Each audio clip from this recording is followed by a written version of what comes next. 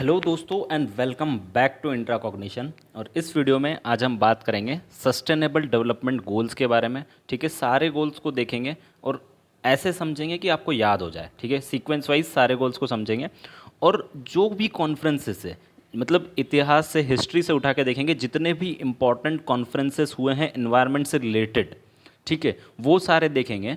और उसके अलावा जितने भी ऑर्गेनाइजेशंस बने हैं, ऑर्गेनाइजेशंस जो बने हैं एनवायरनमेंट से जुड़े हुए, उनको भी देखेंगे। तो यहाँ से क्वेश्चंस हर कॉम्पिटिटिव एग्जाम में बनता है। लेकिन एज एज अगर हम यूजीसी नेट की बात करें तो पेपर वन का जो यूनिट 9 है आपका, पीपल डेवलपमेंट एनवायरनमेंट, उसका इंपॉर्टेंट टॉपिक है ये, यहाँ से क्वेश्चन बनते ही बनते हैं। देन अगर सोशल वर्क की बात करें स्पेसिफिकली, तो उसमें भी सस्टेनेबल डेवलपमेंट गोल्स जो हैं वो एक स्पेसिफिक टॉपिक है। ठीक है, तो वहाँ से उसमें पेपर 2 में भी क्वेश्चन बनने की संभावना होती है। ठीक है, तो जो 16 गोल है सस्टेनेबल डेवलपमेंट गोल्स में, वो भी देखेंगे और सारी एनवायरनमेंट कॉन्फ्रेंसेस को हम समझेंगे, कौन कौन सी कॉन्फ्रेंस कब हुई थी, और कोशिश करेंगे कि आप लोग रिमेंबर कर पाएँ। ठीक है, तो हिस्ट्री से शुरुआत करते हैं कि एनवायरनमेंट कंजर्वेशन की ज़रूरत क्यों पड़ी। एक्चुअल में किसने सोचा ऐसा कि इन्वायरमेंट को भी बचाना है, यानी कि हमको एयर भी पॉल्यूट हो सकती है या वाटर को भी हमको कभी कंजर्व करना पड़ेगा, ऐसा किसने सोचा होगा। ठीक है, इतनी क्वांटिटी में वाटर था, है ना, सब लोग इजीली, सबको वाटर अवेलेबल था, लेकिन ऐसा कहाँ से शुरुआत हुई कि नहीं, वाटर भी पॉल्यूशन हो रहा है उसका और उसको कंजर्व करने की ज़रूरत है। ये शुरुआत कहाँ से हुई। तो अगर हम देखें तो अगर मॉडर्न हिस्ट्री, मॉडर्न जो एनवायरनमेंट अवेयरनेस का जो फाउंडेशन है, वो एक बुक आई थी 1962 में, और उसके राइटर थे रशेल कार्सन। उन्होंने एक बुक लिखी थी, इस बुक का नाम काफ़ी इंपॉर्टेंट है, आपको याद रखना है, साइलेंट स्प्रिंग। और ये बुक किससे रिलेटेड थी कि पब्लिक हेल्थ हजार्ड जो हैं पेस्टिसाइड्स के, स्पेशली जो डीडीटी पेस्टिसाइड्स उस टाइम पे यूज़ किए जाते थे, उसके पब्लिक हेल्थ हजार्ड्स क्या हैं, उस पे उन्होंने बुक लिखी थी। ठीक है, और वहाँ से जो शुरुआत हुई कि हाँ, एनवायरनमेंट कंजर्वेशन भी एक कॉन्सेप्ट उभर के आया कि एनवायरनमेंट को भी कंजर्व करने की ज़रूरत है। ठीक है, तो यहाँ इसको फाउंडेशन माना जाता है मॉडर्न एनवायरनमेंट अवेयरनेस का। ठीक है, अच्छा, और हम देखें कि इंडिया में इवन जो लोग फॉरेस्ट पे डिपेंडेंट थे, जो पूरी तरह से फॉरेस्ट रिसोर्सेज पे डिपेंडेंट थे, वो एक्चुअल में फॉरेस्ट को कंजर्व करते थे, इवन एनवायरनमेंट को भी कंजर्व करते थे, वो सॉइल कंजर्व करते थे, है ना, और इवन पेड़ों को बचाते थे, और बहुत सारी चीज़ें पहले से होती आई है। लेकिन मॉडर्न जो एनवायरनमेंट अवेयरनेस का जो फाउंडेशन है, वो इस बुक को माना जाता है। ठीक है, देन आगे चलते हैं। 1962 में बुक लिखी गई साइलेंट स्प्रिंग। देन उसके 10 साल बाद 1972 में क्लब ऑफ रोम रिपोर्ट आई। ठीक है, और इस रिपोर्ट का नाम था द लिमिट्स टू ग्रोथ। ठीक है, ये आपको याद रखना है, ये जो फैक्चुअल इन्फॉर्मेशन से, ये काफ़ी इंपॉर्टेंट है एग्जाम पॉइंट ऑफ व्यू से, आपको याद रखनी है। साइलेंट स्प्रिंग बुक थी, लिमिट्स टू ग्रोथ ये एक रिपोर्ट है। देन इन 1972 में ही स्टॉकहोम कॉन्फ्रेंस हुई थी। ठीक है, ये कब हुई थी, 1972 में, और इसी कॉन्फ्रेंस को United Nations conference on human environment भी कहा जाता है। ठीक है, और ये जो कॉन्फ्रेंस है, ये वही कॉन्फ्रेंस है जहाँ पे इंदिरा गांधी ने कहा था कि पॉवर्टी जो है वो बिगेस्ट पॉल्यूटर है। ठीक है, उस समय इंडिया की सिचुएशन कुछ और थी, भारत उस समय कुछ अलग सिचुएशन से गुजर रहा था, इसीलिए हम लोग पॉल्यूशन की तरफ या एनवायरनमेंट कंजर्वेशन की तरफ, हमारा एज ए कंट्री हम लोग उस पर इतना ध्यान नहीं दे रहे थे, क्योंकि हमारी जो रिक्वायरमेंट थी वो कुछ और थी। ठीक है, तो इसीलिए इंदिरा गांधी ने कहा था कि पॉवर्टी जो है वो बिगेस्ट पॉल्यूटर है एज ऑफ नाउ हमारे देश के लिए, तो हम पॉवर्टी पे ज़्यादा फोकस करेंगे, ना कि इन्वायरमेंट कंजर्वेशन पे। ठीक है, और अगर आप हिस्ट्री पढ़े हैं तो आपको याद होगा कि 1975 में ही गरीबी हटाओ का नारा दिया था इंदिरा गांधी ने। तो आप कनेक्ट कर सकते हैं कि 1972 में स्टॉकहोम कॉन्फ्रेंस, जहां पे उन्होंने बोला poverty is the biggest polluter, और उसके बाद 1975 में गरीबी हटाओ का नारा दिया गया। ठीक है, अब स्टॉकहोम कॉन्फ्रेंस हुई, ये मेजर एक कॉन्फ्रेंस थी। इसके रिजल्ट्स क्या रहे, देखो, इसके रिजल्ट्स ये रहे कि इसके बाद में यूनाइटेड नेशंस एनवायरनमेंट प्रोग्राम बन गया। ठीक है, तो इसके रिजल्ट से एक यूएनईपी की शुरुआत हुई, यूएनईपी क्रिएट हुआ। ठीक है, देन एक और ग्रुप बना जिसको कहा इकोसिस्टम कंजर्वेशन ग्रुप, और ये ग्रुप कौन कौन से ऑर्गेनाइजेशन से मिला के बनाया गया, ये 5 ऑर्गेनाइजेशन आप देख सकते हैं। इन पांचों ऑर्गेनाइजेशन ने मिलके एक ग्रुप बनाया, इकोसिस्टम कंजर्वेशन ग्रुप। अब 5 ऑर्गेनाइजेशंस देख लेते हैं, ये भी इंपॉर्टेंट है। IUCN, International Union for Conservation of Nature, WWF, World Wild Life Fund, UNEP, United Nations Environment Programme, FAO Food and Agricultural Organisation, UNESCO United Nation Educational Scientific and Cultural Organisation. तो I hope आप ये जानते भी होंगे इसमें से कुछ organisations, और ये याद भी रखना है, ठीक है। तो ये पांचों ऑर्गेनाइजेशन ने मिला के एक ग्रुप बनाया, इकोसिस्टम कंजर्वेशन ग्रुप, ठीक है। अब इस पूरे ग्रुप ने एक रिपोर्ट तैयार की, world conservation strategy, that is living resources conservation for sustainable development. ये इनकी एक रिपोर्ट थी। तो स्टॉकहोम कॉन्फ्रेंस के बाद ये सारी चीज़ें हुई उसके रिजल्ट में।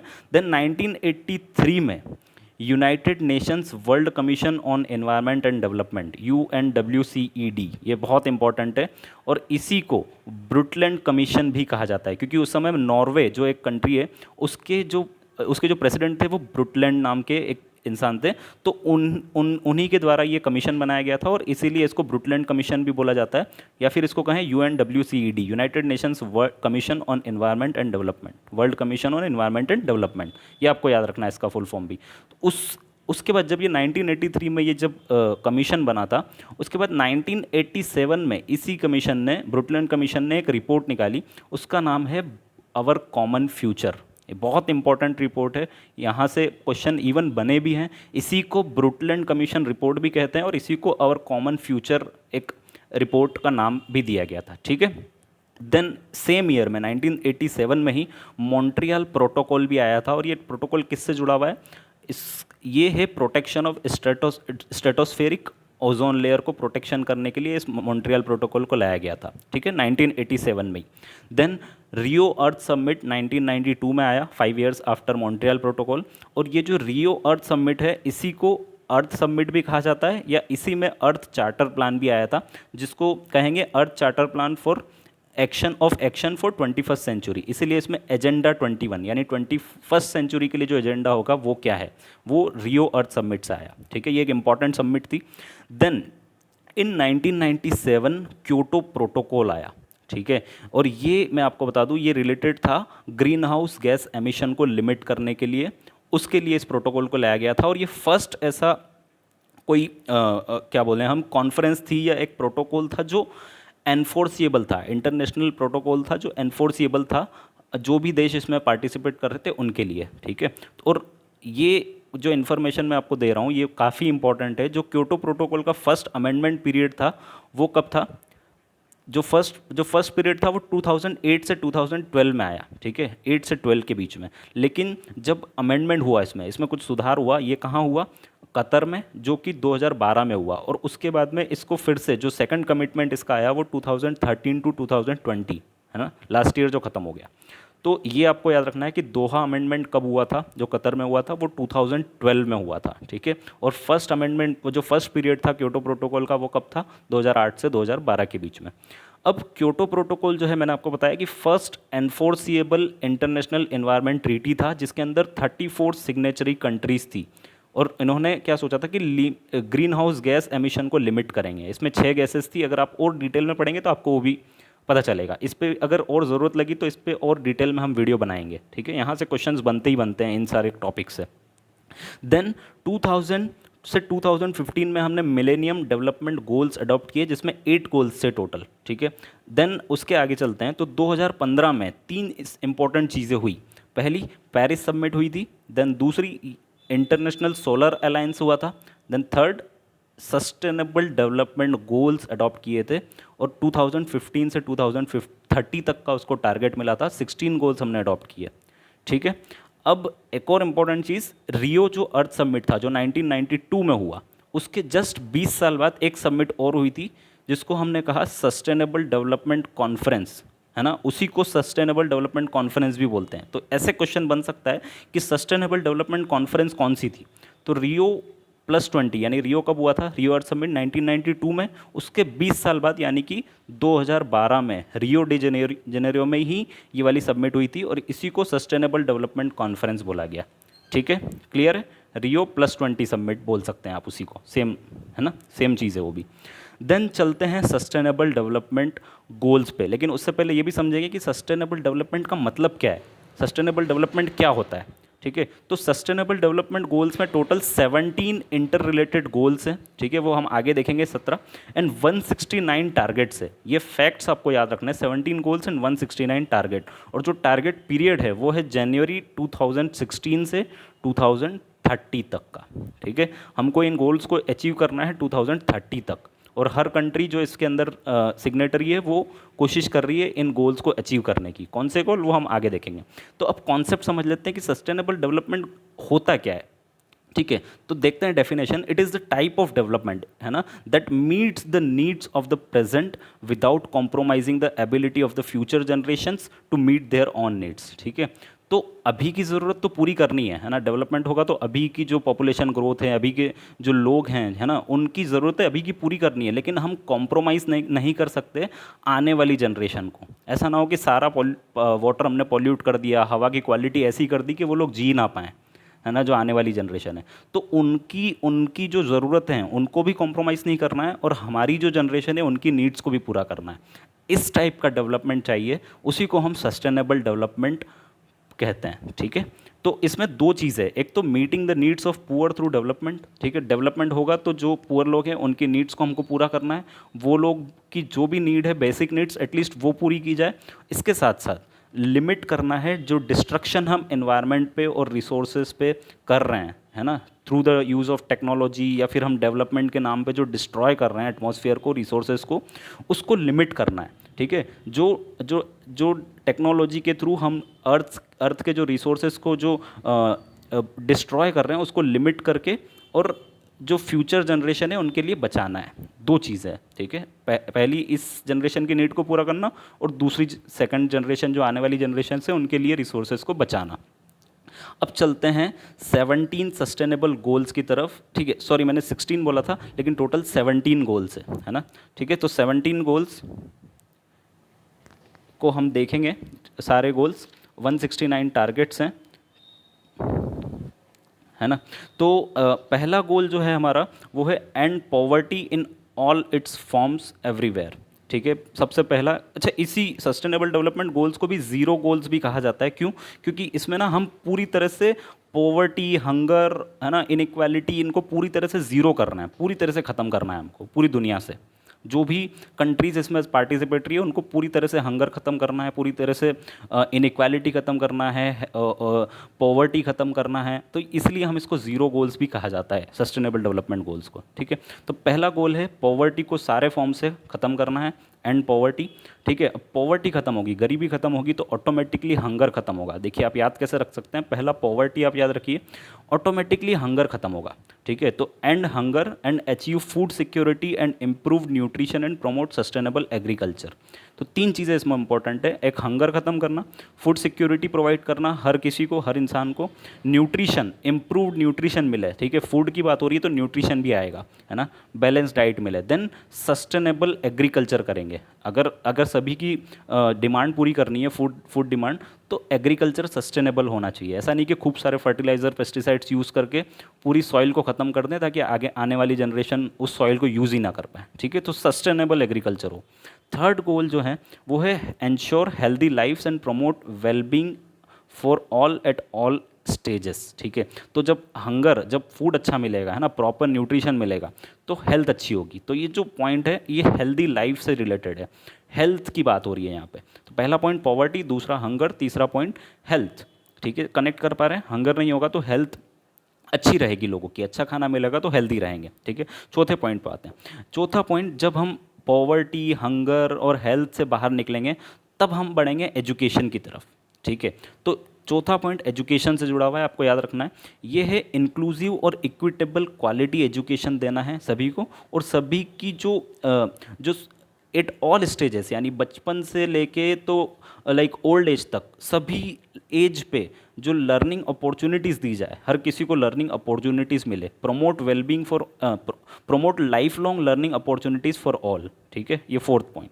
Then fifth, gender equality. जब स्कूल जाएगा बच्चा, जब पढ़ाई करेगा तो एटलीस्ट जेंडर इक्वालिटी आएगी, ठीक है। तो आप कनेक्ट कर सकते हैं कि स्कूल जाने से, पढ़ाई करने से जेंडर इक्वालिटी पे वो बात करेगा, और गर्ल्स का एम्पावरमेंट होगा। अगर गर्ल्स स्कूल जाएगी तो गर्ल्स भी एम्पावर होगी। तो पांचवा पॉइंट जेंडर इक्वालिटी और एम्पावरमेंट ऑफ गर्ल्स से जुड़ा हुआ है, ठीक है। Then 6 point water and sanitation. अगर आप स्कूल जा रहे हैं, आप चीज़ें सीख रहे हैं, तो आप सफाई के बारे में भी सीखेंगे, वाटर और सैनिटेशन के बारे में भी सीखेंगे, ठीक है। पानी के इवन सैनिटेशन के बारे में सीखेंगे। और देखिए, इसको अगर आपको याद रखना है तो ऐसे याद रखेंगे कि गवर्नमेंट स्कूल में जब बच्चा जाता है ना, तो पानी की कई स्कूल्स में समस्या होती है, क्योंकि हर स्कूल में तो इवन हैंडपम्प नहीं होते हैं, ठीक है। तो पानी की बड़ी समस्या है, कई जगह हैंडपम्प गर्मी में नहीं चलते हैं, सूख जाते हैं। तो इसलिए आप वाटर और सैनिटेशन को स्कूल से जोड़ लेते हैं, ठीक है। स्कूल के बाद जेंडर इक्वालिटी आएगी, उसके बाद water and sanitation.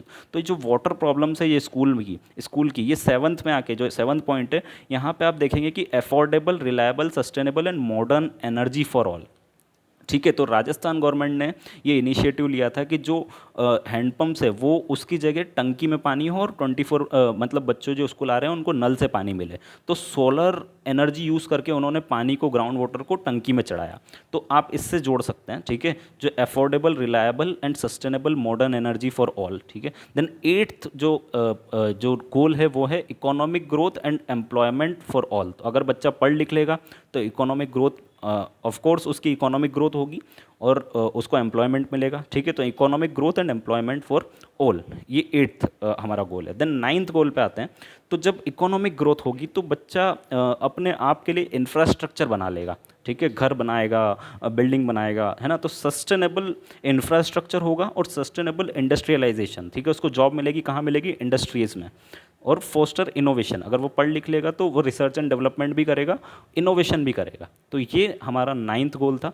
Then 10th, है ना, 10th पे आते हैं। तो यहाँ reduce inequality with in and among countries. अब इंडिया की बात हो गई, ठीक है, हमने सबको एम्प्लॉयमेंट दे दिया, सभी को इंडस्ट्रीज़ में एम्प्लॉयमेंट मिल गया, पढ़ लिख लिए, एनर्जी अच्छी हो गई। लेकिन अब आते हैं इंडिया के बाहर, जहाँ पे हमको इनइक्वालिटी ख़त्म करनी है अमॉन्ग कंट्रीज़ में। अगर कोई पड़ोसी देश है वो बहुत गरीब है, वहाँ पे ये गोल्स, वहाँ पे पॉवर्टी है, हंगर है, तो एक इनइक्वालिटी नहीं हो, सब देश बराबर हो, सभी देश में ये गोल्स पूरे हों, ठीक है। ये है 10th पॉइंट। देन चलते हैं 11th पॉइंट में। 11th पॉइंट है make cities and human settlements inclusive, safe, resilient and sustainable, ठीक है। तो ये आपको याद रखना है। 10th तक तो आप याद रख सकते हैं कनेक्ट करके, लेकिन यहाँ से आपको ह्यूमन सेटलमेंट्स 11th वाला याद रखना पड़ेगा। देन अगर ह्यूमन सेटलमेंट्स हैं, सिटीज़ हैं, तो कंजम्पशन और प्रोडक्शन पैटर्न भी सस्टेनेबल होना चाहिए, ठीक है। जो सेटलमेंट्स के अंदर जो कंजप्शन होगा फूड का, रिसोर्सेज का, वो भी सस्टेनेबल हो, 12th point. Then 13th combat climate change and its impacts, ठीक है। ये हो गया हमारा 13 पॉइंट क्लाइमेट चेंज से जुड़ा हुआ। एंड 14th आप इजीली याद रख सकते हैं। 14th जो है वो जुड़ा हुआ है ओशंस और मेरीन रिसोर्सेज से, फिशेस से, हम जो समुद्र से हमको जो भी रिसोर्सेज मिलते हैं या पानी से, तो उससे जुड़ा हुआ है। तो 14 किससे शुरू होता है, एफ से। फिश किससे शुरू होती है, एफ से। तो आप मेरीन रिसोर्सेज और ओशंस को इस तरह से ध्यान रख सकते हैं 14th पॉइंट में। और ये पॉइंट वाइज आपको याद रखने हैं, ये इंपॉर्टेंट है सारे जो सस्टेनेबल डेवलपमेंट गोल्स है, ठीक है। देन 15th पे चलते हैं। तो 15th जो पॉइंट है आपका वो है जब आप वाटर या ओशन या मेरीन रिसोर्सेज की बात कर लिए हैं, तो मेरीन रिसोर्सेज से आपको टेरेस्ट्रोरियल रिसोर्सेज पे भी आना पड़ेगा। तो यहाँ पे बात हो रही है sustainable use of terrestrial ecosystem, forest and combat desertification. तो ज़मीन की बात हो रही है, ठीक है। टेरेस्ट्रियल इकोसिस्टम को बचाने की बात चल रही है, फॉरेस्ट को बचाने की, डेजर्टिफिकेशन को रोकने की बात चल रही है, ठीक है। तो समुद्र से हम अब जो लैंड है उस पर आ गए, ठीक है। देन जो 16th गोल है वो है प्रमोट पीस एंड जस्टिस, ठीक है। सभी को पीस और जस्टिस मिले, प्रमोट पीसफुल, और इंस्टीट्यूशंस जो हो वो ऐसे हो जो अकाउंटेबल हो, जैसे लोक अदालत हो, जन अदालत हो, पंचायत हो, है ना। तो ऐसे इंस्टीट्यूशन हो जो सबको पीस दे, सबको जस्टिस दे, है ना, इनजस्टिस ना हो कहीं भी, है ना। और 17th जो गोल है, 16th तक तो हमने यहाँ देख लिया, 17th गोल बहुत ही सिंपल है कि ये है strengthening the means of implementation and partnership for global efforts, ठीक है। तो 17th गोल जो है वो ग्लोबल एफर्ट्स की बात कर रहा है, जो सारी कंट्रीज़ है वो मिल के पार्टनरशिप करके और इन जो मीन्स ऑफ इम्प्लीमेंटेशन, ये सारे जो गोल्स हैं इनको इम्प्लीमेंट करने के लिए पार्टनरशिप करे, ग्लोबल एफर्ट लगाए इन गोल्स को अचीव करने में। तो इसका एक एग्जांपल है इंटरनेशनल सोलर अलायंस, जो फ्रांस और इंडिया ने साइन किया था 2015 में, ठीक है। तो ये 17 गोल्स थे, ये इंपॉर्टेंट है, 169 इसके टारगेट्स हैं, है ना, ठीक है। ये आपको ध्यान रखना है। आई होप आपको समझ में आए होंगे। 169 टारगेट, 17 गोल्स, मैंने इसमें 16 लिखे हैं। 17 जो गोल है वो यही है कि जो ग्लोबल एफर्ट्स हों वो हो इम्प्लीमेंटेशन, ग्लोबल पार्टनरशिप हो, सभी देश आपस में मिल के काम करें, और ठीक है इनइक्वालिटी को ख़त्म करने में या जितने भी हमने गोल्स पढ़े उनको सबको अचीव करने में सारे देश मिल के काम करें। तो यही था इस वीडियो के लिए। Thank you so much for watching and all the best for your exams, coming exams, and please subscribe the channel for regular videos. Thank you.